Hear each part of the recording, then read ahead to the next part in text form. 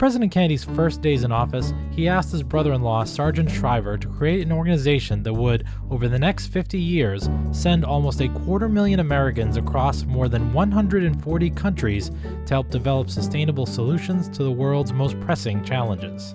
The organization would be called the Peace Corps and was a key part of President Kennedy's plan to spread American goodwill across the world. Today, we'll talk about President Kennedy and the man he trusted to build the Peace Corps, and we'll also speak with Congressman Joe Kennedy III, President Kennedy's great-nephew and an alumni of the Peace Corps, all on this week's episode of JFK 35. And so, my fellow Americans, ask not what your country can do for you, ask what you can do for your country.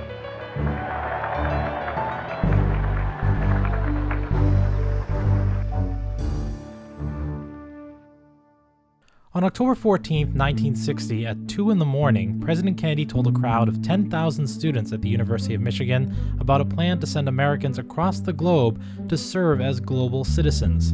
In that improvised speech, President Kennedy asked how many of them studying to be doctors, engineers, or technicians would be willing to travel abroad to the places needing their skills the most. The students answered with a petition signed by 1,000 students willing to serve. 2 weeks later, President Kennedy would formally announce the plan as a, quote, Peace Corps of talented men and women, end quote. President Kennedy saw the Peace Corps as a Cold War priority to show the world Americans are willing to serve and also show the world that Americans are compassionate to the world's needs. His campaign promise would quickly become a reality, partly because he put his brother-in-law, Sargent Shriver, in charge, who had also been instrumental in Kennedy's campaign. Earlier in April, I had the chance to talk with the executive director of the Sargent Shriver Peace Institute, Dr. Jamie Price, over video conference. Well, I'm here now with Dr. Jamie Price, who's the executive director of the Sargent Shriver Peace Institute. Jamie, thanks for joining me today. My pleasure, Matt. Good to speak with you. I'm glad we could set this up. I know we're all working sort of from home for the near future, so really appreciate you making this work.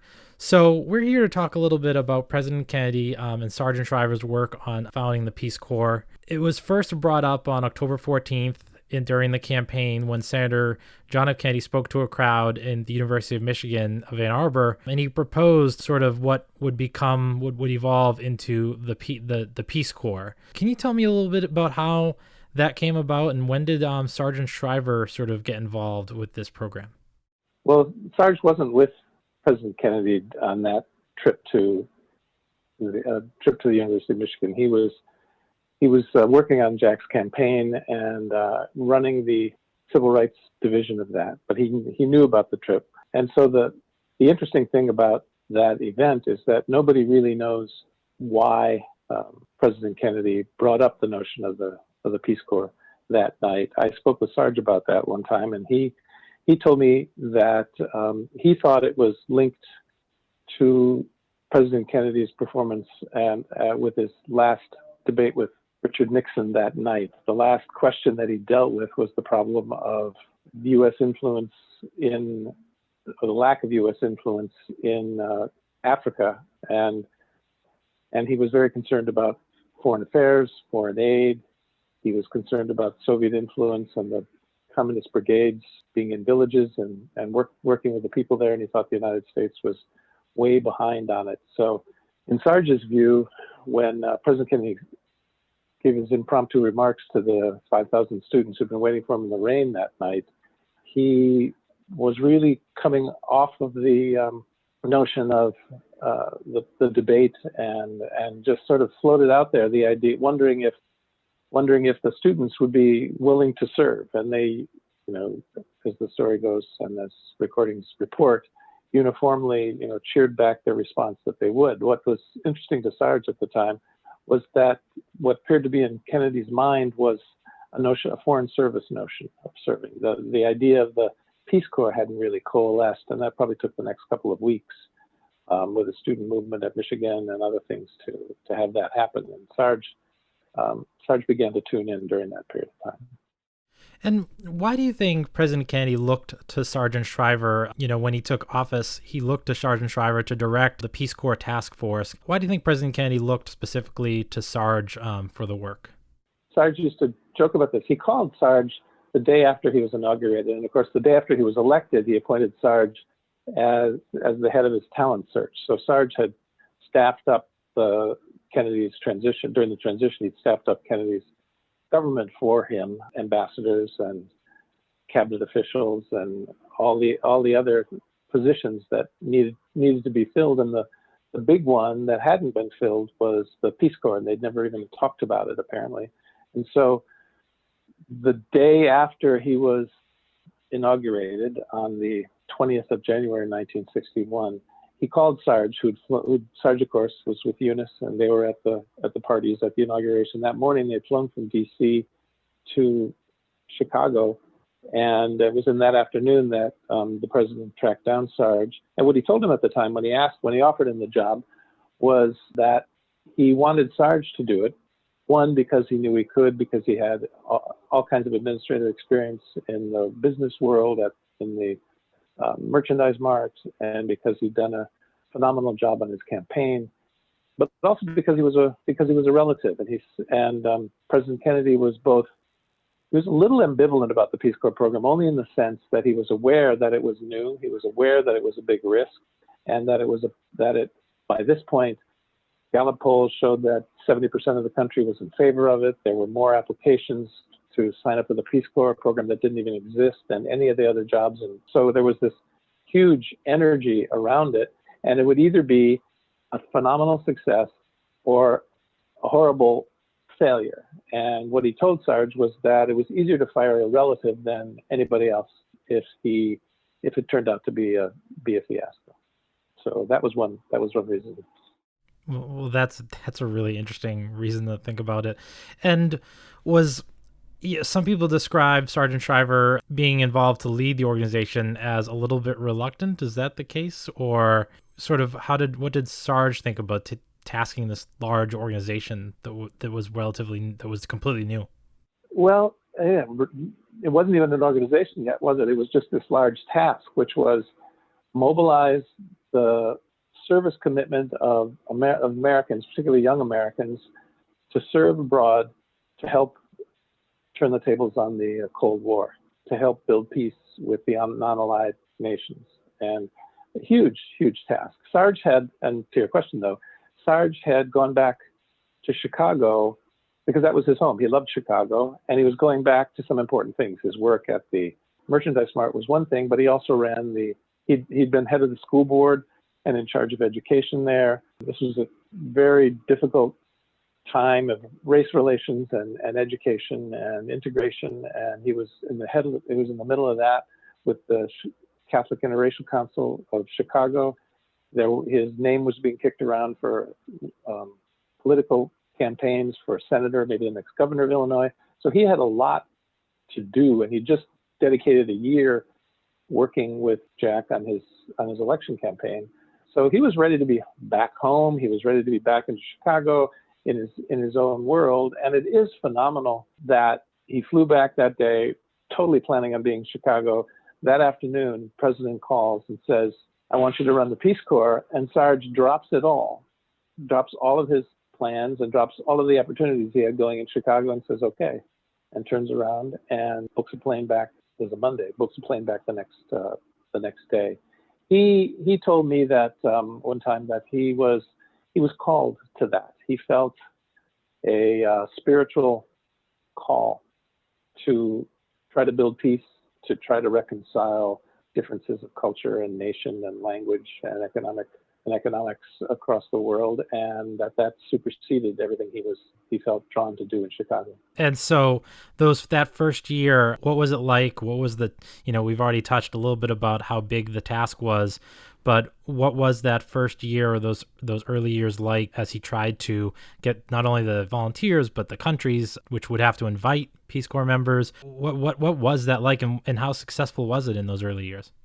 Well, I think there are two things to distinguish. One is the next 6 or so months of getting the thing off the ground and approved by Congress and out into the world. That was one whirlwind. And then once the Peace Corps volunteers were out, how did it go? The first one, is that okay if I take them one at a time? Yeah, take it one at, please. Okay. Please do. The real challenge, well, they were all real challenges, but the first real challenge was, to Jack gave Sarge 30 days to pull together a task force and to figure out a plan for the Peace Corps. How are you gonna build world peace using service to do something that's never been done and get it back to me in 30 days? So he went to Washington. He pulled on everybody he knew to talk about, and in 3 weeks he had a plan. Of course, he had a method in mind. He had a way of thinking about building peace that he built into the Peace Corps. But that was the first major thing. He drew on plans and ideas that were around at the time, and came up with the notion that the best way for the United States to gain the trust of third world or developing nations was to have Americans come over, have them not come over in American terms, but to come over with kind of open hands and open hearts, to learn their language, live with the host country nationals, and ask them what they needed, and just be of service. And they designed a complicated program for how to make that happen, and that was approved by President Kennedy on March 1st of that year. So, from the time of the phone call, which was January 21st to March 1st, they had gone from zip to script, so to speak, in terms of the Peace Corps. And then he staffed up. And the big problem that they ran into, and the challenge that they had, was that Sarge was convinced that the program needed to be independent. And as you know, President Kennedy was doing a lot of things at this time. Not only was he building the Peace Corps, he was totally reorganizing America's foreign affairs and the American aid program. So he had another task force, which led to USAID, and there was a lot of internal fighting and tension among, where should this Peace Corps thing go? It was obviously international. It was obviously an aid program of some sort. It was obviously policy oriented. It was, advancing the interest of the United States in the sense of the peaceable interest of the United States in the world. How did that play off against everything the State Department wanted to do, everything the FBI or the CIA wanted to do, all of the other interests? And so Sarge wanted to be away from the political interests and the political advantage of that were represented by the State Department and everything else, and have this be an independent wing that would be trusted because it could be trusted, because it wasn't beholden to the larger geopolitical interests of the United States. And that was a huge, huge battle. He won it in the end, but it cost him some, a little bit of, not credibility, but it cost him some support of the president along the way, because the president had to make a choice between Peace Corps and foreign affairs. So they were putting all this together, and ultimately, there were a couple of key figures, LBJ, Lyndon Johnson, who was still head of the Senate, head of the Democrats in the Senate at that time, came in, and he was vice president, wasn't he? He was vice president at that point. Came in and was the deciding voice for President Kennedy in saying, you've got to make this thing independent. And so that was a huge battle of the whole theory of how do you make change, what's the best way to represent the United States. And so that was, but that also meant that Sarge did not have the direct support of the president, but in taking the authorizing legislation to Congress, and he had to lobby for the bill himself. He did that with Bill Moyers and get it through and get it passed. So it was a little bit of an independent organization inside the executive office, and they just went straight for the goal line of getting the program out there. As a matter of fact, they opened up 2 Peace Corps sites about a month before the bill was formally ratified by Congress and signed by Kennedy. They were in Tanganyika and Ghana already. And did that independence make a difference in the Peace Corps program going forward? Did countries, were they more open to trusting the organization because it was independent? Absolutely.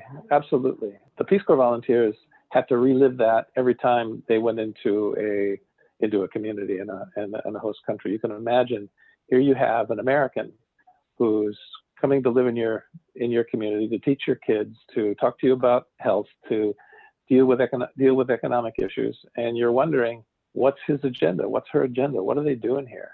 Why are they here. Now, some people are obviously open-hearted and curious, but many, as you can well imagine, if a major country in the world were to send people to the United States to work in our schools, to work in our hospitals, to work in, and just say, hey, we're just here to help. There'd be suspicion, there'd be wonder about it, and they have to be positioned in such a way that they could take those projections, simply by their presence, show their bona fides and their authenticity, and serve. And so they became the people who taught who taught the children of the leaders of the country. And it was a huge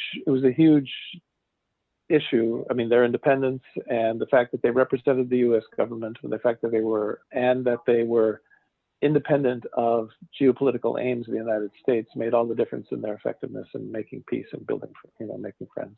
There's built into the Peace Corps that kind of service model, so that, as you well know, because of the COVID virus, virtually all of the Peace Corps volunteers around the country were just recently pulled home. Most of the volunteers didn't want to come. They wanted to stay and continue to serve and to be with the people they've committed to do. And it's that kind of commitment, that kind of authenticity, that builds trust, that makes people think, oh, this is what America is. This is what we are in the world. We can work with this. We can trust this. We can go with this. And that's what Sarge was concerned to build into the very structure of Peace Corps from the beginning. And by that, in doing so, fulfill what President Kennedy wanted. So this was clearly a high priority for the president. Very early on, he wanted this to happen. After it got through Congress, and it started to go, people started to go to these countries. Did we see sort of I hate to say it in this way, but was there the return on investment? Was the program creating the goodwill that the president would hope that it would create, and being a aid to the foreign policy of the Cold War at the time? Yes, it definitely did. I think, and of course, the tragic assassination of President Kennedy is what, in some ways, capped the growth of the Peace Corps. It was a very live foreign policy experiment, foreign policy that was going on, and the president was behind it. And so when, for instance, in 1965, yes, I believe 65, and there was an upheaval in the Dominican Republic, a revolution. Juan Bosch had been elected, a military junta had thrown him out. Then there was an uprising in the junior military, and of course there were 107 Peace Corps volunteers in in Dominican Republic at the time, and there was this clash between what the Peace Corps volunteers were doing and then what President Johnson at the time did by sending 20,000 Marines to calm things down. But it was a lot, so there was that clash. But it was a live enough option, not just, oh, this is some sort of nice service thing you do after you finish college, or if you're about ready to retire and you want to go to see the world and learn another language. This was a real serious way of engaging the United States in the world, because what was proposed for a while was to have not USAID, not the US government, but to have 20,000 Peace Corps volunteers be placed in the Dominican Republic to help bring things back to normalcy and to restore the foundations for a democratic government. So it was a live and powerful idea at the time, both two things. One, President Kennedy's assassination, and then the fact that LBJ tapped Sarge to run the war on poverty, which gave him a split. He had two major programs on his hand. One, the Peace Corps, and the other, the war on poverty, split his attention, so he couldn't focus entirely on the Peace Corps. And that idea of it being maybe the way that the United States should go in its foreign policy efforts. Yeah, no, we could talk about this for a long, long time. It's just unfortunate that I have a time limit here. As you said, President Kennedy was assassinated and didn't really see the Peace Corps flourish as, Sargent Shriver did, living much longer. you had the chance to speak with him. What was his view on the legacy of how it's evolved and become? Was he pleased with it? What do you think of the legacy of the Peace Corps and sort of how far it's come and what it's done for foreign policy? Yeah, Sarge loved the Peace Corps. He loved Peace Corps volunteers. He was very proud of the peace-building principles that he built into the very structure of the program itself. That if you can get people to commit to the who are inclined for whatever political or religious or spiritual or social reasons to the betterment of the world, and you can get them to give 2 years of their life learning another language, being in another culture, living at the economic and social level of the people that they want to serve, that you will break through barriers of mistrust at the level of religion, at the level of language, at the level of. So he was very, very proud of all of that. I think the structure, this is, I guess, what I'm not sure how much I'm representing him or I'm representing myself here, but I think that based on my conversations with him, that the structures of the Peace Corps have been so successful that it kind of stayed the way it was when he built it.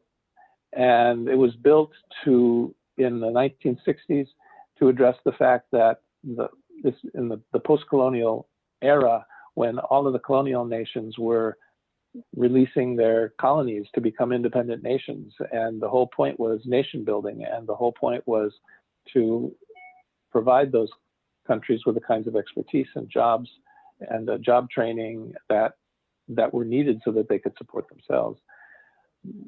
60 years have passed, and now the issues in the world are not so much post-colonial development as they are mass migrations, environmental devastation. There are different kinds of crises. And I think Sarge would, if he were still here, he would want to adapt the principles of the Peace Corps to deal with the major issues that are facing the country and the world and the other nations in the world today. And I have no doubt that he would think that the way he built it, or the way he and his colleagues built it, could be adapted to migration issues, the other massive international problems we have today. Yeah, certainly the Peace Corps, there's always work for it, even though the situations may evolve over the decades. Dr. Price, Jamie, thank you so much for your time and calling in from Raleigh for us. I really appreciate your time. It was great. Thanks very much.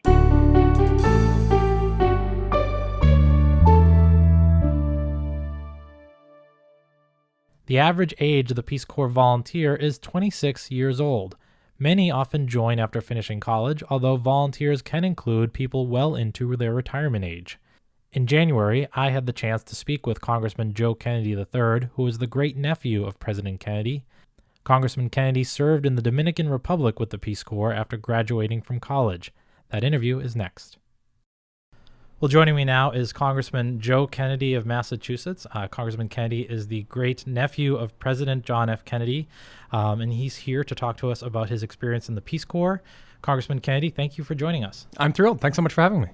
So, we wanted to talk to you because you served in the Peace Corps. Tell us a little bit about where you ended up and how you decided to apply and join the Peace Corps. So I was coming out of college. I wasn't exactly sure what I wanted to do. I was an engineer by training. I was looking at the options for what was out there. A lot of my classmates were going into either investment banking or consulting world. And I knew I wasn't quite ready for a desk job. I knew there was a big, bold world out there. I wanted to see it and experience it. And I wanted to also do something that was mine, an experience that was going to have an impact on me and was going to shape me and force me to look at the world a different way. And if you try to think of the opportunities out there that line up those three things, Peace Corps comes up actually fairly much at the top of that list. I talked to a family member of mine that had a cousin, Maeve Townsend, who had served in the Peace Corps in Mozambique, and I talked to her about her experience and some others. And I wasn't sure if it was going to be the right thing for me, but I figured I'd give it a shot and give it a try. I applied, and At that point, you could pick a region of the world, but you couldn't pick the country that you wanted to serve in. And I was excited about that prospect of trying to learn Spanish. And So you didn't know Spanish before going? I had studied it in college, and I had spent part of a junior year abroad, so I'd done a semester abroad. So my Spanish was okay. It certainly wasn't great, but it was okay. But I was excited about that opportunity, and I wanted to spend more time in Central and South America. So I put that there, and then I think a couple other Sub-Saharan Africa or South Pacific. The idea of spending time in the South Pacific sounded like fun too, but I mean, why not? And got the placement back to serve in the Dominican Republic, and had never been to the country before. I didn't know much about it, I think, which is the case for most volunteers. And I remember very clearly, as I assume probably many volunteers do, I remember my mom dropping me off at the airport in Boston. I remember arriving in Miami, where they do a staging for a couple days for folks that are headed off to posts in Central America and South America. I remember that staging, the couple days that we spent there and in Miami getting ready. I remember that flight down to Santo Domingo, and I remember the moment that the wheels touched down and wondering, what have I done, and what is the next couple of years going to be like? I remember that first night very clearly. And I will tell you, I think like most volunteers that, look, this is a 2-year plus commitment of your life. There's going to be ups and downs, as there would be with anybody over the course of your 2 years. It is without question 2 of the most important and formative years I've ever had.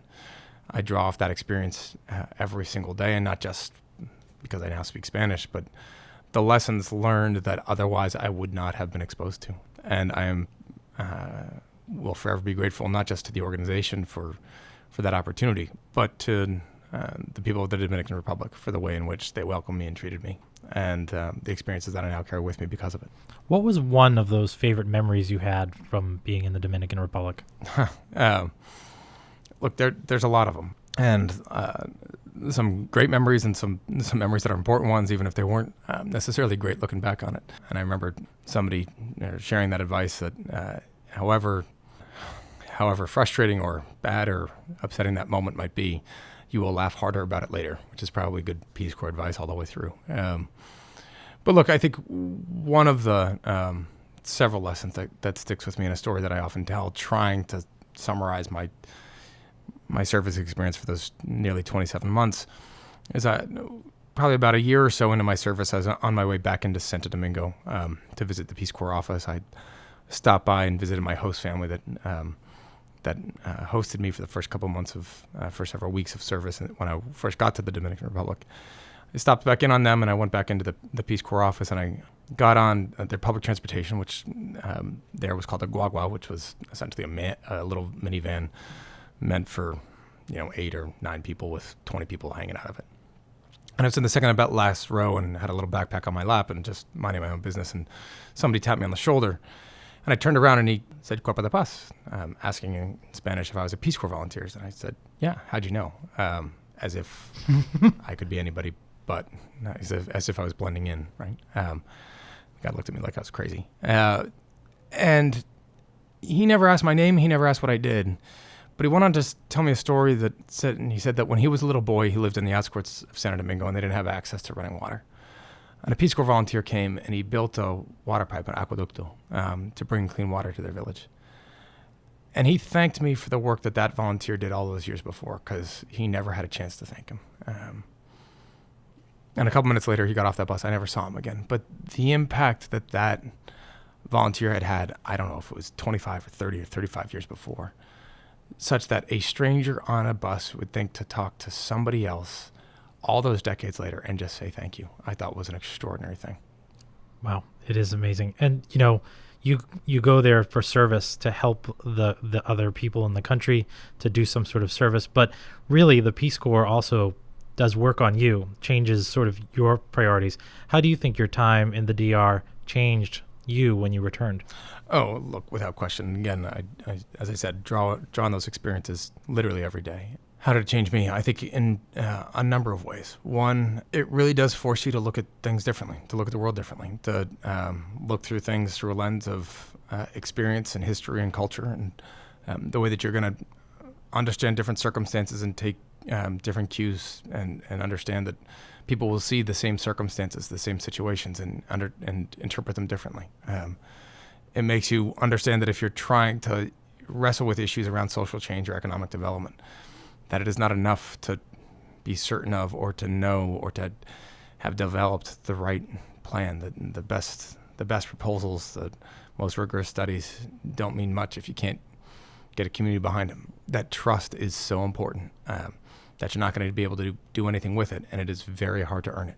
And so the challenges that come with what is, by any stretch, an enormous commitment of a volunteer, 2+ years of your time out of your life, away from your family, and oftentimes countries that you haven't been and that you've never been to, languages that you don't speak, but also understanding that in the duration of that community and measured by the communities in which you are serving, a blink of an eye. And if you're going to try to really move the needle for those communities, that is an ambitious task. And so how to go about doing it, not to say that you shrink your horizons or your goals, but it is to say that you have to be pretty diligent about and thoughtful about what challenges, what fights to pick, and how you're going to go about it, and how you're going to bring a community with you, and that you're in fact going to serve that community as best you can.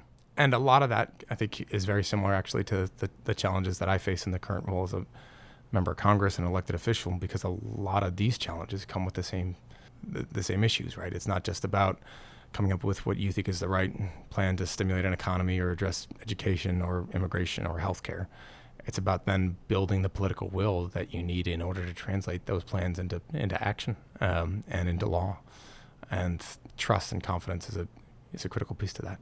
You know, you came to the Peace Corps with an interesting background. The two of your great uncles were instrumental in sort of founding the program, starting with Sargent Shriver, who was the first director.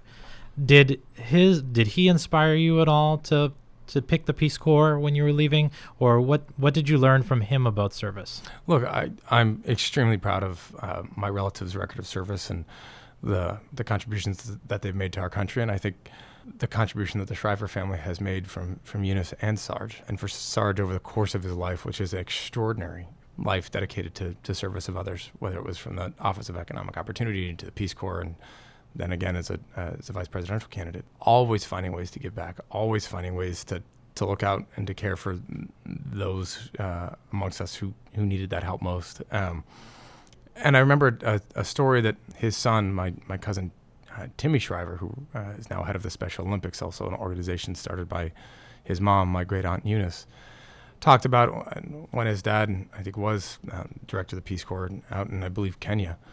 And just the energy, obviously, that he had, but the insight that he had in approaching a community that he didn't know in a language that he didn't speak, but just the willingness to extend a hand and the generosity of spirit to know that different didn't necessarily mean danger, and that there was things that could be communicated even across barriers of time and distance and language and history and culture, that a warm embrace was a warm embrace, a handshake was a handshake, and that there's ways there that even through those differences, you can make the case that you are there in service of somebody else. And Sarge, I think his life is testament to that. And the other great uncle, President Kennedy, who as a young senator talked up this type of program as a priority for Americans young and old to serve and also become global citizens. How do you think that dream has worked out now almost 60 years later? I don't think he ever could have imagined the success or impact that Peace Corps volunteers would have around the world. And not just through the hundreds of thousands of alumni, obviously, that have now served and answered President Kennedy's call to service, but the way in which those volunteers have taken those lessons back. You look at the ways in which people that have gone through, Peace Corps alums, how they fill out the ranks of the State Department and USAID, and social workers and community activists and the members of Congress, business leaders, the contribution that they take from this powerful experience in ways that they try to turn that around into action when they come home in service of their country and their community. And there are very few better representations of what our country stands for and who we are than our people that are willing to go out there and show it and demonstrate it. And I think that's what Peace Corps volunteers try to do. Go out and do their best in service of a foreign country, but in doing so, show the nature and spirit of what our country can also be about. And I'm proud to have that part in that. You know, lastly, a lot of people think Peace Corps and also AmeriCorps are great programs, and that the only tragedy is that right now they don't have enough funding to accept all the applicants they get. And we've seen, even on this presidential campaign, some people talking about expanding Peace Corps, AmeriCorps. Do you agree with that? And do you think that, why do you think this would be beneficial, particularly for maybe people coming out of college like you? So absolutely, 100%. And look, each one of these programs, whether it's Peace Corps, AmeriCorps, Vista, and others, those programs are going to be better fits for some than others, right? So it's not to say that every one of them is going to be a perfect fit for every applicant, but it is to say that I think one of the great characteristics of our youth, particularly in this country, is that when challenged, they will rise to the occasion. And one of the great attributes of Peace Corps is that no matter where you are, no matter who you are, there's going to be a challenge. But the question is will our young people answer that call? And I think the answer to that is emphatically yes. And then it's a question of how do you take those lessons back? And I've traveled to many different corners of this world. I've yet to find a country where if you find a group of young kids, if you take a ball and throw it at them, that they don't pick it up and throw it back. I don't care how far away you are from the coast and our shores. I don't care if you're in the highest mountains or the lowest valleys. A kid is a kid. And I think what Peace Corps does show is it expresses and celebrates the vibrancy of the differences that we share from histories and cultures and traditions, while also recognizing the similarities that we share as humans and human beings and folks that will have a devotion to our children and a love for our parents and a tie to community. And that if you're willing to understand that and meet that and try to say, okay, given that, how can I use my own talents and strengths and weaknesses to best serve somebody else? That's a really powerful lesson and a really powerful strength for this country. And so I would hope that in the next administration, whoever and whenever that may be, and even in this administration, that those powers that be would recognize the importance and the contribution that volunteers make and expand those opportunities out, because I think they return to our country in a far greater multiple than most people could ever imagine. Thank you. Thank you so much, Congressman Kennedy, for taking your time and sharing your Peace Corps experience. Thank you. Appreciate it. Take care.